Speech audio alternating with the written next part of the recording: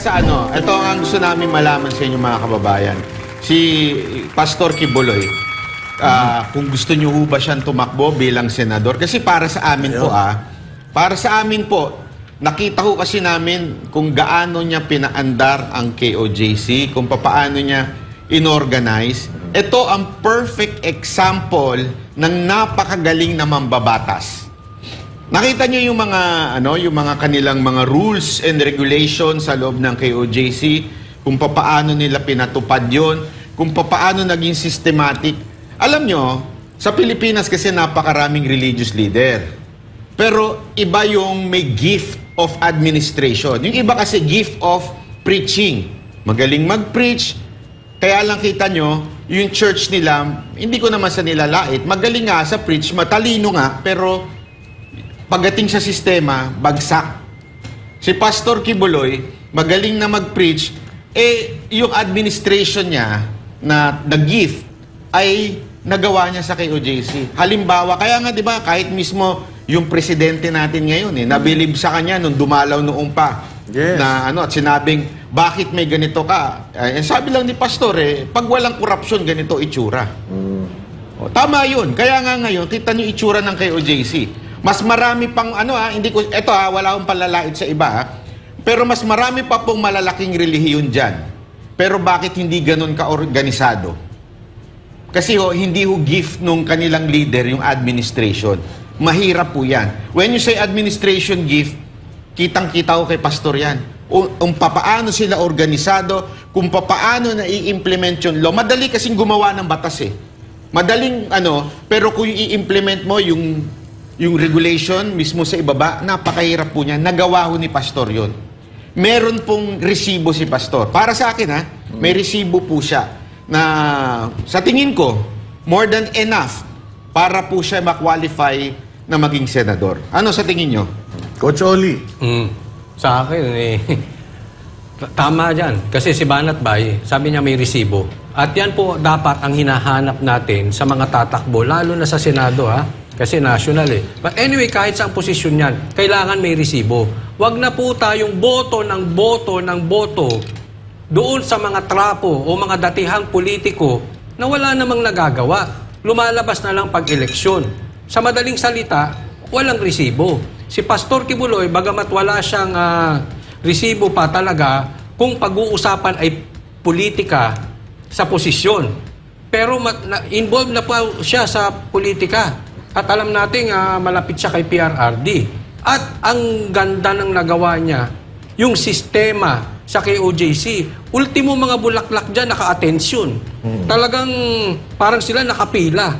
Ganun, katindi dyan. Pwede kang kumain, totoo yan.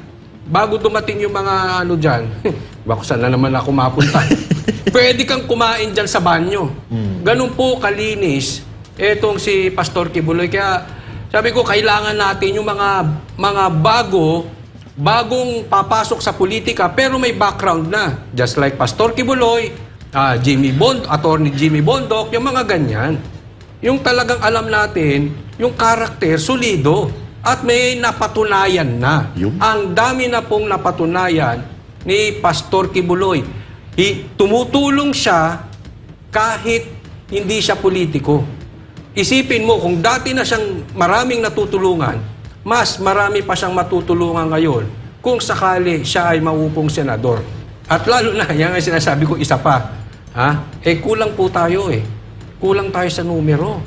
So, mas lalong kailangan si Pastor Kibuloy dyan. Actually, to the point na ang ginamit kong term dyan, obligado na si Pastor Kibuloy. Yung need mas mas lalong lumalim dahil nawala ang PRD at ang Duterte. Yan ang unang pumasok sa isip ko nung nakita ko, ano ba yan? Pero bago natin ipasa kay Master Judea, sa mga nanonood, kung kayo ang tatanungin, gusto nyo bang kumandidato si Pastor Apollo Kibuloy? Pakilagay po sa comment section kung gusto nyong tumakbo at bakit, para mabasa natin. Master Judea, kung ano naman ang iyong ang iyong opinion, kung sa tingin mo dapat bang tumakbo si Pastor Apollo Kibuloy? Okay. So, thank you, Boss Dada, At kagabi napag-usapan natin ito, At sa channel ko, ang advocacy natin, yung pagtuturo at pagpili kung sino ang iboboto. Tama yung sinasabi ni Boss Banat Bay. May resibo dapat. No? May resibo. At itong si Pastor Apollo C. Quiboloy, although I haven't met him personally, pero nakikita natin sa kanyang mga miyembro, sa kanyang mga manggagawa, kung gaano kasi sila ka well-mannered, well-organized, at kung gaano sila kababait ng mga tao. No? At hindi yun mangyayari kung hindi ganon ang ugali ng kanilang leader. So, alam nyo, ito yung ito yung best timing. Kasi ngayon, may mga ibinabatong aligasyon kay Pastor Apollo C. Quiboloy na hindi na natin pag-uusapan kasi nasa korte na po yun. Korte na po ang bahalang humusga doon. Pero kami kasi, kilala po namin mismo ang mga taga-KOJC. Kung si Pastor Apollo C. Quiboloy ay tatakbo bilang senador, mas maganda kasi mas makikilala siya ng mga taong nanghuhusga-ho sa kanya. Para matapos na po yung mga haka-haka na ganito, na ganyan, dapat, best timing para mailapit ni Pastor Apollo Quiboloy ang kanyang sarili, hindi lang sa mga miyembro, kundi sa lahat ng mga Pilipino. Para mabura sa isipan ng mga tao na bumabati ko sa kanya, yung maling pagkakakilala nila kay Pastor Apollo C. Quiboloy. Kung mayroon mang nakakakilala siguro na tagalabas, kami yun kasi kami yung pabalik-balik sa loob ng Kingdom of Jesus Christ. At hindi kami sumusuporta kay Pastor Apollo Quiboloy at sa KOJC dahil siya ay kaalyado ni PRRD. Sumusuporta kami kay Pastor Apollo Quiboloy at KOJC dahil sa hangarin po nila. Ano yung hangarin? Nation building at sugpuin ang insurgency.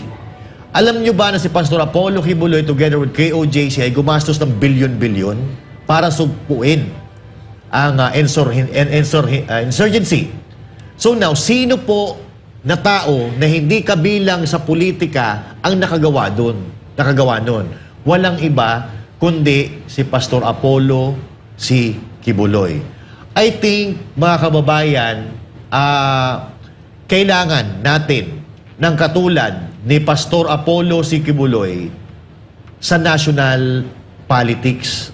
Although, kung ayaw man ni Pastor Apollo C. Quiboloy, kung ito yung clamor ng sambayan ng Pilipino, walang magagawa. Sino ba naman si Pastor Apollo C. Quiboloy para tumanggi sa panawagan ng taong bayan? Kilala natin, magkaibigan si PRRD at si Pastor Apollo Quiboloy. Halos nakikita ko nga sa kanilang dalawa, parang meron silang common denominator. Si Pastor Apollo C. Quiboloy ay magaling humawak ng kanyang mga miyembro, si PRRD, humawak ng buong Pilipinas. Kaya sinabi ko kanina, dapat ang bobotohin natin yung may resibo, yung may nagawa, hindi man sa politika, pero ito si Pastor Apollo C. Quiboloy, tingnan nyo, well-organized, well-mannered, lahat ng kanyang mga nasasakupan. At napuntahan namin lahat ng kanilang mga pag-aari, lahat ng kanilang compound, well-organized. At tama yung sinabi ni Coach Oli kanina, no? Kahit yung pagtatanim nila, may konseptong sinusunod. Kaya pag napunta ka doon, talagang mapapawaw ka, akala mo nasa ibang dimension ka. Dahil kakaiba talaga. So now, mga kababayan, kayo na po ang humusga. Di ba gusto natin na umunlad ang Pilipinas at umunlad ang ating pamumuhay? Papaano uunlad ang Pilipinas? Papaano uunlad ang ating buhay kung boto tayo ng boto ng mga magnanakaw? Diba? So, piliin po natin yung may resibo. Paulit-ulit po natin sinasabi yan. Yung may kakayahan na tumulong sa sambayan ng Pilipino at kakayahang makatulong sa bayan. Hindi yung bayan ang tutulong sa kanila. Yun lang po, mga kapatid. Ako naman, simulan natin sa kanilang simbahan. Nakita natin kung anong klaseng mga miyembro meron itong Kingdom of Jesus Christ. Ang mga miyembro kasi sumasalamin yan doon sa kung sino yung leader nila. So kung ano yung nakikita mo sa mga miyembro, yun din yung nakikita mo sa mga leaders. Yeah. Kaya nga sinasabi ko nung panahon ni PRRD, ang bansang Pilipinas noon, kilalang kilala. Kahit nasaan ka sa buong mundo, basta nalaman nila na Pilipino ka, ang laging sinasabi ng mga ibang lahi sa atin is, gusto ko yung leader ninyo. Gusto ko yung presidente ninyo. Kasi matapang. Marami pang mga bansa na gustong hiramin pa si PRRD noon. Correct. At lagi nating sinasabi, yung trust rating. Si PRRD yung nakakuha ng pinakamataas na trust and approval rating sa lahat ng mga leaders sa buong mundo, of all time. Hindi yan sa Pilipinas lang, Hindi lang sa buong Pilipinas, mundo. yes, of all time. So at 80+, 85%, doon mo makikita at dahil doon sa magaling na leader, nagkakaroon ng magandang pagkakakilanlan yung bansa. So ganun din dito sa Kingdom of Jesus Christ. Dahil nakikita mo yung mga miyembro na mga obedient, nakikita mo na magalang sila, nakikita mo na disiplinado sila, alam mo na yung nagturo sa kanila, ganun din. At 39 years, napakadami na nilang na-achieve, na-accomplish. We've been in Davao for the past yung 16 days na kinubkob sila ng mga kapulisan. Nakita natin lalo doon, mas lalong pinagtibay nung experience natin doon, yung kung anong klaseng leader si Pastor Apollo Quiboloy. Dahil yung mga miyembro ng Kingdom of Jesus Christ, makikita mo, na talagang sumunod sila sa kung ano yung itinuro sa kanila. Noong mga panahon na inaabuso yung karapatang pangtao, wala silang ibang ginawa kundi bantayan yung kanilang property para maprotektahan. Sanktuaryo ba? Yes, at talaga naman na sila ay makikita mo na nakikinig talaga sila doon sa mga leaders nila. Yung ibang mga taga-ibang bansa pa nga, umuwi pa dito sa Pilipinas para lang magbantay doon sa kanilang pinangangalagaang birthright, yung kanilang central compound. At nakita natin kung gaano kalinis, gaano kaya ang sama-sama ng loob nila nung nakikita nila na nagdudura doon, umiihi doon, nakikita nila na halos nagbara na lahat ng mga inassign sa kanila ng mga comfort rooms, ay talagang halos madurog ang puso ng mga taga ron dahil grabe ang ginawa nila para mapaganda yung kanilang lugar And again, lahat yun nagre-reflect sa kung anong klaseng leader meron sila. Si Pastor Apollo Quiboloy, alam mo na may pagmamahal sa bayan. Katulad ng sinabi mo, kahit wala naman siyang benepisyo, tumulong siya, gumastos siya ng bilyon para labanan at tumulong sa gobyerno para labanan ng insurhensya at nagtagumpay ang administrasyon ni Duterte kasama ng NTF-ELCAC para mapasuko yung mga rebelde natin sa bundok. At syempre, yung programa ng SMNI na tumulong para ma-expose yung pangre-recruit ng mga sa mga estudyante para maging terorista. Yun yung isa sa mga talagang naitulong niya. Meron siyang pagmamahal sa kabataan. Meron siyang Children's Joy Foundation na naging naapektuhan nitong current na situation nila ng pag-freeze ng kanilang assets. Meron siyang pagmamahal sa mga miyembro niya na hindi matatawaran. Correct. Kasi kung matatandaan natin, noong last day ng KOJ siege, Yon, kwento mo yun. matindi yun. Yung last day na yun. Libo-libong mga pulis na mga dibaril ang nandoon at ready ng umatake.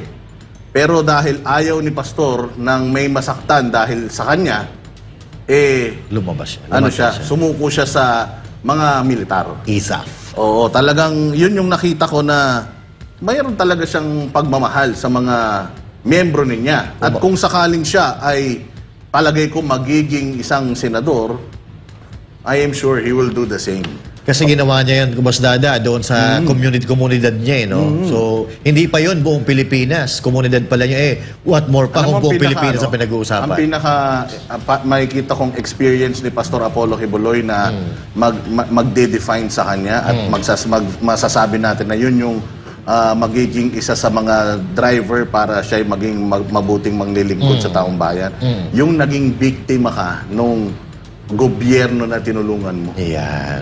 Yun yung palagay kong magiging isa sa talagang magbibigay ng drive sa kanya. Correct. Para itama yung mga mali, mga kamalian. Kasi masakit yun. Masakit yun, no? Tinulungan mo, tapos iniipit ka. Parang kung ikaw mahina-hina loob mo, bibigay ka dun sa ganong Anong sitwasyon. tawag doon?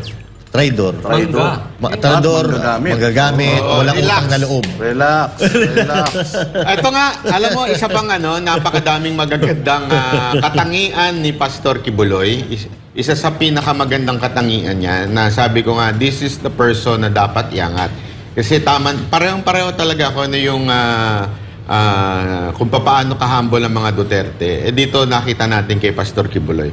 Remember, kung sino ang isa sa pinakamalaking naitulong sa pangangampanya ni Pangulong Duterte. Walang iba kung hindi si Pastor Kibuloy. Pero nakakita po ba kayo nung 6 na taon na humingi siya ng posisyon, pabor, or anything? Wala. Kung ang meron man siyang nakuha lang, ay yung na-interview lang niya si Pangulong Duterte. Pero that's it. Wala nang iba. Hindi ho siya humingi ng pabor, hindi ho siya humingi ng pwesto.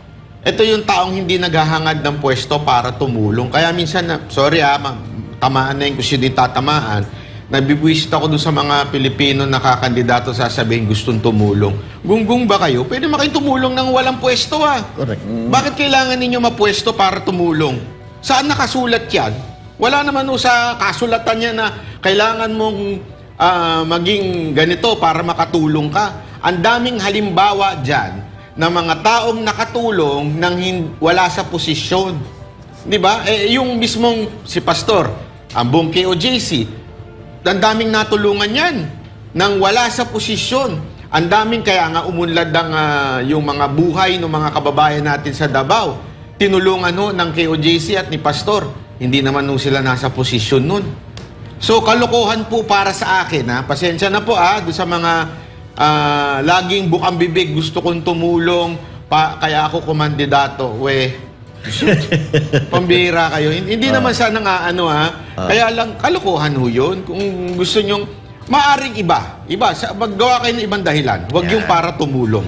Kasi pwede kayong tumulong ng hindi. Nasa posisyon. Tugtungan ko lang din yung sinabi ni Boss Bayeno. So, umpisahan po natin sa ating mga sarili. Talinuhan ho natin yung pagpili ng kandidato. Huwag tayo magpapabulag sa kung ano man yung iaabot nila sa'yo. Bayad para iboto mo sila. Huwag po natin kakalimutan.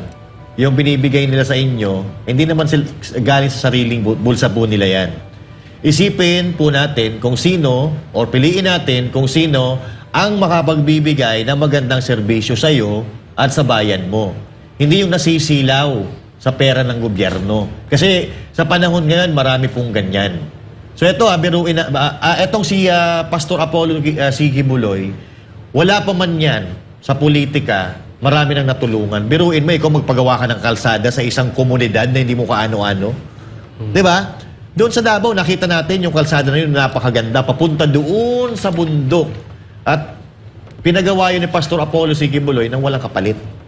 Dahil Kailangan, gusto niyang makatulong. Konsoli. Kailangan may natulungan muna. Kasi kung gusto mong tumulong, wala ka namang natulungan dati. Yun. Pero meron pa nga isa sabi niya, gusto niyang tumakbo, tapos ang kanyang plataforma ay mamigay ng only rice.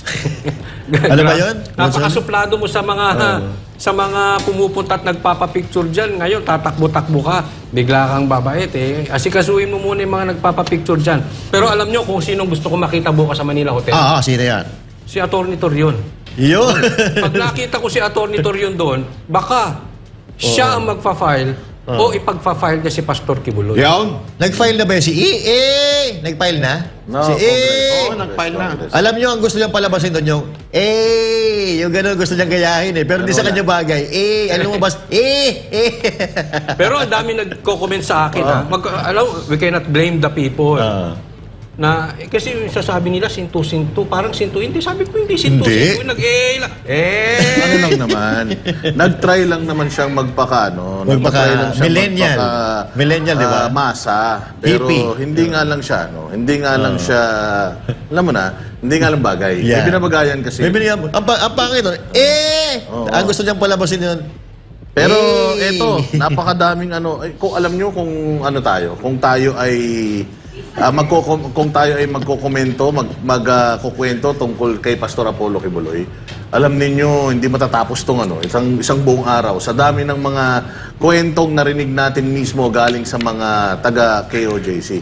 Kaya sa ibang araw sigurado at saka sa mga vlogs namin, mas lalo pa namin i-explain sa inyo bakit kailangan ng bayan yung leadership na meron si Pastor Apollo Kibuloy.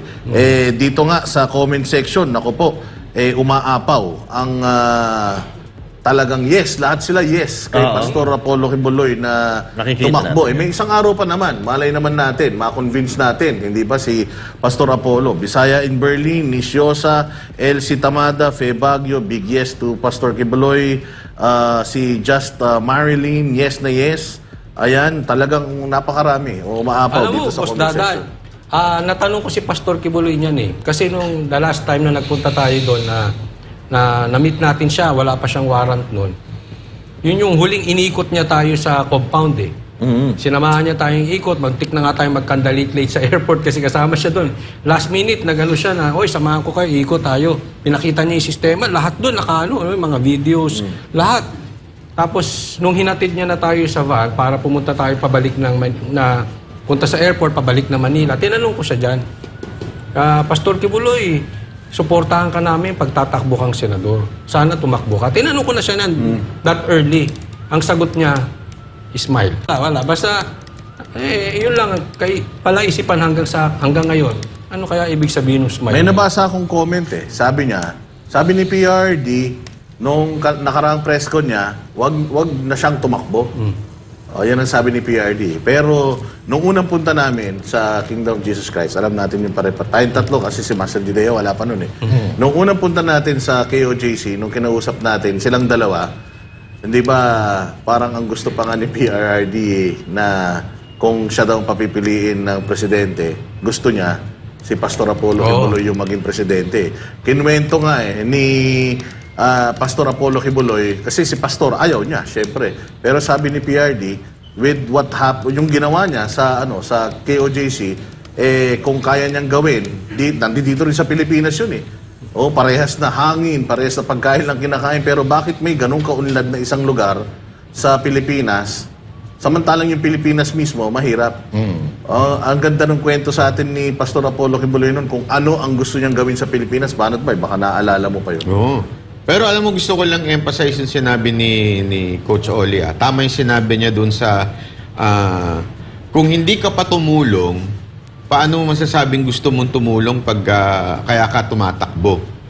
Kasi nga, yan nga yung meron si Pastor na talagang makikita mo prutas niya yung tumulong. Diba? Kaya nga maganda yung sinabi ni PRRD nung time na yon na kung papaano niya nagawa sa Pilipinas na amidst na sabi, same hangin, same lupa, same batas, and yet napaganda yung KOJC, yung quote-unquote community nila. How niya nagawa yun? Pwede niyang gawin yun sa Pilipinas. Kaya nga nung time na yun, nagbibiroan na dapat takbo na lang presidente. Pero ngayon, maganda muna itong senador. Para sa akin, maganda ho talaga na tumakbo po si Pastor Kibuloy ng senador. Para, wala ho ito sa relihiyon, Kaya nga alam mo, isang maganda dito kay Pastor, hindi ho siya, masasabi nating pagdating sa relihiyon, yung, pushy. Muslim ka ba? O ganito ka. Kasi sa totoo lang, ang dami sa mga nag-aaral actually dyan. Nag-aaral dyan. Mga Muslim, talagang tinutulungan niya. At walang dyan, walang, Kingdom citizen ka ba? Sabihin, taga-KOJC ka ba? Ikaw lang tutulungan namin. Walang ganun. Wala, as in, tanggap niya ang lahat pagdating sa kahit anong reliyon. Kaya nga ako naniniwala na pasok ho talaga si Pastor to accommodate yung pagtulong sa lahat. Dahil ginawa niya na ho. Nagawa niya na ngayon para mas malaki pa ang magawa niya para sa Senado kasi kailangan talaga ng batas at magaling mo sila dito. Mas marami pa nga siyang nagawang sa totoo lang batas na inimplement sa community nila kaya umunlad. Sana magawa niya yun sa national level. Di ba? Sabi nga ang Kingdom of Jesus Christ is a first world country in a third world country. Correct. Nung tayo papunta sa Glory Mountain, natanong ko yun. Kasi ang ganda ng kalsada, Banat Bay. Ang ganda. Talagang alam mo na yung gumawa, hindi, may alam. Na talagang yung gumawa ng mga kalsada, Pinag-aralan talagang yun ang trabaho nila. Gumagawa talaga sila ng kalsada. Mantakin mo, tinanong ko kung sinong construction company yung tinatap nila para gawin itong mga kalsada nila. Alam mo, sagot sa akin, sila din. Sila lang. Sila ang gumawa. Meron silang mga sariling may mga kanya-kanya Expertise. silang departamento doon sa kanilang tinatawag na bansang kaharian. Ayan, yung mga kalsada na yan. Nakikita nyo, mas maganda pa yung kalsada nila kaysa dito sa kalsada Alam mo, natin sa parang EDSA. kang wala kang wala ka sa Pilipinas, Parang nasa Canada. Hindi, Japan, Man-made ganyan yan. din. Japan, oo. Man-made yung nakikita nyo na yan. Yung kalsada na yan, sila ang gumawa niyan. Pati puno na yan, tinanim nila yan. Baka naman. Kasi, Tandaan ninyo itong lugar na to, sagingan daw to. As in, maputik ito. Pero tingnan mo kung paano niya tinransform yan. yan lang ang hindi natin natulugan pa, no? Hindi pa. Oo, di ba? Yung iba, natulugan na natin. Oo, Sana, pero sana. walang internet dyan, Coach Oli. Baka bumula ang Mga bibig bibig ni natin. Banat Bay dyan pag walang internet. Overnight Actually, lang naman. diyan pag pumasok ka, di ba, may bakod, may bakod. Sa labas, ang pangit ng kalsada. Pagpasok mo sa bakod yan, mamamangha ka, nasa ibang bansa ba ako? Kasi ibang iba eh. Pangit na kalsada. Pagpasok mo ng gate, napakaganda. Ganyan nabubungad sa'yo. Hindi, anong istorya nitong tama yung itong foothills ng Mount Apo na to? Dating dating ang Sagingan, mga naninirahan dyan, talagang mga native. Ang dami din daw mga NPA dyan. Mga noon. rebelde. Pero alam mong ginawa ni Pastor dyan, dahil nga yung lugar na yan, hanggang elementary lang inaabot ng mga tao. Kasi nga, ang layo ng bababain nila para makapag-aral sila ng high school. Ang ginawa ni Pastor, nagpatayo siya ng eskwelahan dyan, high school. Correct. Para hindi na sila bababa, para lang mag-aral. Diyan mismo, makakapag-aral na sila. Nakapatayo siya ng eskwelahan. So, ganun klaseng tao si Pastor Apollo Kibuloy. Tsaka Hindi ito. lang niya tinulungan yung mga members, katulad sinasabi ni Banat Bay, Pati yung yung community. komunidad na Oo. nakatira doon sa... At saka pinasimento niya yun para may access. Yan. Actually, with the help din naman ng previous governments, naipasimento yung mga lugar na yan. At naabot yung the Jose Kibuloy Senior Alam niyo National ba High kung School. bakit importante yung pagiging hindi ka nagdi-discriminate? Kasi ganyan si PRRD. Si PRRD, kahit kalaban sa politika, tinutulungan yung lungsod. Di ba? Tingnan nyo nga yung Bicol, napaganda yung airport, nandun ang kalaban niya. Ganyan din ang style ni Pastor Kibuloy. Kahit hindi niya kapananampalataya, tinutulungan din niya. Kaya doon makikita mo yung yung pattern na itong tao na ito, hindi ito yung hindi membro ka namin, ikaw lang ang tutulungan namin. Hindi ganoon. Walang ganoon sa kanila. Kaya nga kami, kita nyo sa sama ng mga ugali nila eh. Pero tinanggap pa rin sila ng Kami lang, KOJs. Kayo lang. Kami lang. Oo. At saka alam mo, bukod sa pagtulong, yung naisip pa yan ni Pastor Kibuloy. Kasi pwede kang tumulong eh. Ayuda rito, ayuda dito, 1 kilong bigas dito, 1 sardinas dito. Pagtulong yan eh. Pero yung maisip mo, maggagawa ka ng daan, gagawa ka ng eskwela dito, diba? Tutulong ka sa mga hindi mo kasimbahan. Yung naisip mo pa yan, yung dadaling ka sa ibang lugar, ipapasyal ka. Yung KOJC, minsan ginawa mo parang Disneyland para mag-enjoy yung mga bata na hindi naman nila members. Naisip mo pa yan. Correct. Yun ang kailangan natin sa... yun eh. Kasi ako naniniwala ako sa isang leader. May yan. Yung malayo ang tingin yan. May vision. Oo, may vision. At saka, may pagka-artistic yan. Kasi naalala natin nung in-interview si partner, bago nyo ituloy ang inyong usapan, may breaking news. Ano yun? Just in, Cavite Governor John Vic Remulla is set to take his oath as the new DILG Secretary. Nako. So, Si Remulla? John Vic Remulla. Yung kaya nga, yung kapatid. Yung gobernador. Yung kapatid, Tapos DILG DOJ. Secretary. Ay, DOJ naman. Yung DILG, kapatid. Yung kuya. So, Maganda yan. Sila na lang. No? Wala pa. Maganda yung ginagawa. Congratulations. Congratulations. Hindi halata, no? Hindi halata. Again, ano ko na? O sige, tuloy. Balik na tayo. Mas maganda yung pinag-uusapan natin. Pinag-uusapan natin. Kaya mas kailangan natin si Pastor Kibuloy sa Senado kasi nakikita nyo na yung ambagan nila dyan ng mga posisyon. Paano tayo? Tayo kailangan natin posisyon para magkaroon ng check and balance. Yan. Kung puro sila dyan, Wala tayong magagawa doon. di ba? Ang sinabi kanina ni Banat Bay na si PRRD, walang discrimination. Oo. Maganda yun. Walang Kasi pinili. naalala ko, sinabi ni PRRD, pero hindi verbatim Sinabi niya kay Lenny, bagamat katunggali niya si Lenny, matatapos ka ng bise. Di ba? Oo. Actually, no? Hindi ako makamove on dun sa Barat Bay. Dun sa DILG Secretary.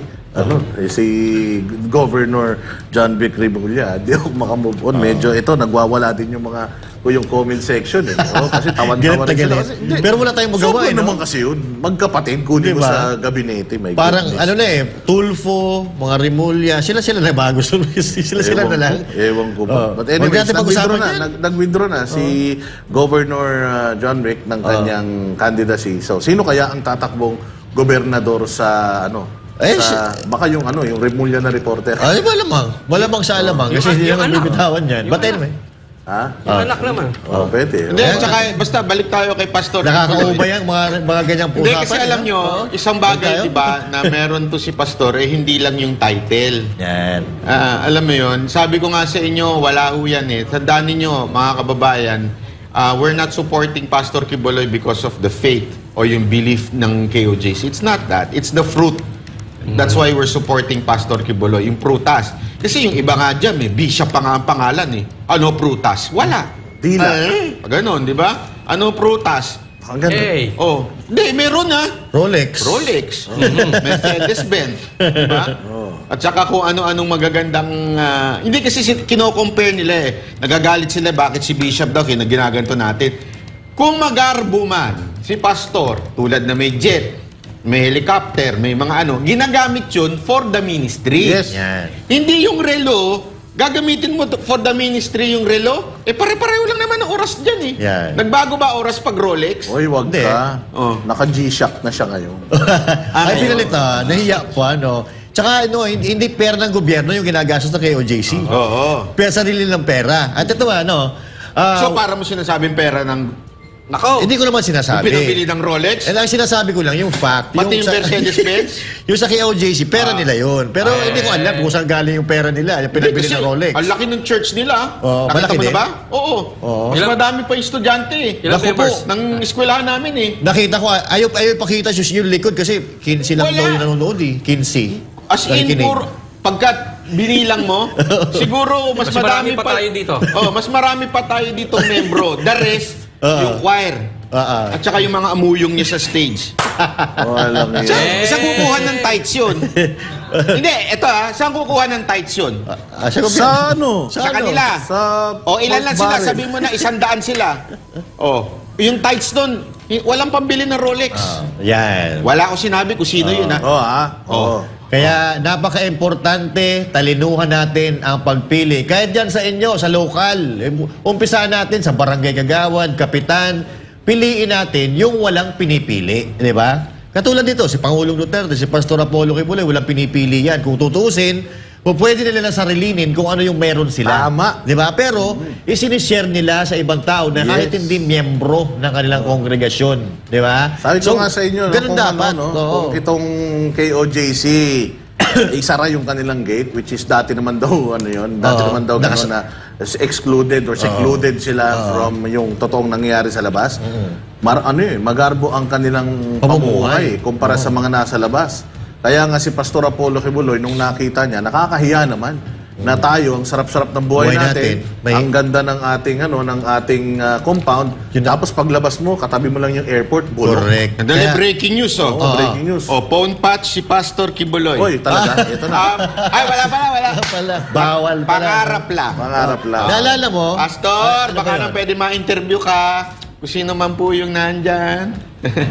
Bawal Bawal ba? Bawal bawal. Sige Bawal ba, pa sa praning na naman yung nandoon sa loob. Oo nga, hindi. Kaya nga si Pastor, di ba, nagsusulat lang siya para nga bumalik tayo sa dati dahil nakaraan, nagbigay siya ng Oo nga, sulat sa atin, pen pal. nagsulat tayo, di ba? Pen So, pal. sinagot Ganun natin yun. yung kanyang sulat kasi ganun na yung mode ng communication. Bawal siya sa cellphone. Cellphone, oo. At saka, ilan lang yung pwedeng dumalaw sa kanya. Correct. Padala-dalawa lang yata yung pwedeng dumalaw eh. So, talagang, kaya sana makarating to, Mabibigyan ka kasi ng karapatan na mangampan niya pag nasa loob siya. Ay, tandaan mo, si Trillanes nanalo yun kahit nakakulong. Si Dilima, nakapangampanya, di ba? Kahit nasa loob. Hindi, si Trillanes yung nanalo. Si Nanalo Dilima mismo. natalo eh. Pero Talo, oo. maraming nabudol doon kay Trillanes eh. Well, dito Budol, naman kay budol. Pastor Kibuloy, maraming naniniwala. Oo. Hindi naman nanalo si Trillanes ngayon kahit Hindi nga na, barangay noon. captain daw eh. Noon pwede. Pero yun nga, ano lang, kung sabi nga ni Coach Oli, jurisprudence. Hindi, kung ano lang, kung jurisprudence lang. Panama ka Oh, na may naman. panama ka na naman ha. Hindi, kung ano lang, kung precedence. Yung prudence ba yun? F ba yun o P? Precedence. Ah, okay. Yung Hindi, may tanong may ako. precedence. So, si Trillanes nanalo. Oo, ng kahit nakakulong. So, at saka si Pastor naman, malay mo naman, sooner or later, makalabas siya ka before yung campaign period. Before Correct. the election, malay mo, makalabas. Hindi Correct, naman convicted yan. Oo. Oo, nasa korte pa naman yung kaso. So, malay mo naman, sa edad niya, hindi mo masasabi, maging mabait ang korte at payagan siya mag-bail, di ba? Kasi, syempre, may mga ano yan eh. Oo. May mga hearing yan tungkol dyan. Malay natin, di ba? Baka mapagbigyan. Kasi sayang yung yung Clamor. qualification, yung kalidad ni Yes. Pastor Apollo Kibuloy sa Oo. pagtatrabaho. Yun di ba? talaga yun eh. Sayang. Sayang yung kalidad. Kasi alam mo yung balikan natin yung tamayong. Magulo pala talaga dyan. Maraming NPA, maraming rebelde. Alam mo nyo ba yung ginawa ni Pastor? Kinausap niya yung dato. Kasi yung dato pala na yon, binibrainwash pala ng mga rebelde. Ang kwento sa atin, ng mga taga doon, no? Binibrainwash ng mga rebelde na, yan, huwag kayong maniniwala dyan kay Pastor Apollo Kibuloy dahil kukunin na lahat ng lupa ninyo. Pero hindi po ganoon na nangyari. Ang adikain yung vision ni Pastor Apollo Kibuloy, kundi para matulungan yung mga katutubo at para rin makawala sila sa insurgency, yung pagkubkob ng mga rebelde. Kaya nga naiyak ako dun sa sa istorya ng mga katutubo na yan eh. Oo. Nung niyakap ni Pastor yung si Dato. Ano pangalan ng Dato na yon? Kasi ang sabi daw niya kay Pastor, akala namin, niloloko mo kami, Pastor. Yung pala, ikaw pala yung may puso para tulungan, para Namigay natutulungan ng mo kami. lupa si Pastor. Namimigay ng lupa si Pastor at Pero yung may isang senador na kumukuha ng lupa, kumakandidato ngayon. Kilala kumukuha mo? naman siya ng lupa. Kilala ko yun, pero pwede ba natin sabihin dito? Sino yun? Yung mga Bawal. Yung mga palayan, ginagawa sa division? Wala akong sinabi. Sa division namin yun eh. Pero may sumisigaw dun eh. Yun yung sinasabi ko. Kasi pwede kang tumulong eh. Kahit wala kang posisyon. Pero yung kay Pastor Kibuloy, naisip mo yun. Yung ganong klaseng tulong. Sino ba ang naiisip dadalaw niya yun bukas? Kaya isipin mo iyaan ay isang leadership quality. Yan. Yung nakakapag-isip ka ng klase, hindi yung simpleng ayuda rito, ayuda ron, ayuda country, gano'n. Band-aid solution yung ginagawa ng iba. Ito long term, long term. Tsaka, service excellence. Alam mo, malalaman mo yan doon sa filing. Panoorin niyo yung mga nagpa-file, tapos nagpe-press on. Tapos tatanungin ko ano yung plano nila. Hindi nga makasagot ng diretso. Correct. Nag-iisip pa talaga. Sabi ko, ngayon ka pala mag-iisip? Nag-file Tama. ka na? Di ba? Ito walang biro si Pastor, hindi niya kailangan mag-isip. Ipakita na lang niya sa inyo, ito. Ay, para pa lang nung para pa lang yung gobernador ng Bulacan yan. Nasabi niya, pangatlong term niya na as governor, gusto daw niya mag-isip ng paraan para malabanan yung baha. Pangatlong term niya na, ngayon pala siya nag-iisip. Merong isang nag-file, mabilis sumagot. Oo. Yung magpapakain ng pare sa Kongreso. Hindi kasi, meron niyang isa dyan, tumatakbo ng, sabi niya, mapapag-aralan naman ng lahat ng bagay. Nako. Diyan ka pa mag-aaral. Oo. Pumasok ka ng kumandidato ka para mag-aral. Ano Yeah. to? Binayaran namin yung sahod mo para mag-aral. Correct. Bakit pa? Oo. Sa noon, nangliligtas siya ng mga pusa at saka mga aso. Yun din yung nagsabi. Malaki nun. impact nun. Malaki impact nun. Pag-aaralan niya. Ito nga problema natin mga kababayan, kasi karamihan, or hindi man lahat, karamihan sa mga kumakandidato, nag-aaral sila nung nailuklok, mag-aaral pa lang sila pag nailuklok na sila sa gobyerno, which is hindi dapat. Dapat bago ka pumasok sa gobyerno, mag-aral ka muna, pag-aralan mo muna kung ano yung ginagawa ng mga taong nasa Tsaka gobyerno. hindi lang pag-aralan na. Oo, isa puso. Hindi, dapat may record ka na. Yan. Importante yun eh. Tatakbo ka, tas wala ka man lang record. Hindi mo pa na-apply. Kaya nga sa amin, kami po, hindi po kami membro kay OJC, pero bakit po namin sinasabing paulit-ulit si Pastor Kibuloy? Kasi may record. Nakita namin. May resibo, yes. May resibo. Ang ganda ng lugar na yun, pwedeng-pwede sa buong Pilipinas. Ganon din kasi kay Pangulong Duterte. Naalala nyo? May Davao. Tapos, ginawa natin siyang presidente kasi nga gusto natin mangyari yung sa Davao. Yun. Ganon din kay Pastor. Merong kay OJC, merong mga mga halimbawa ng nagawa niya. Ayan. At kaya natin gustong maging senador kasi may resibo na.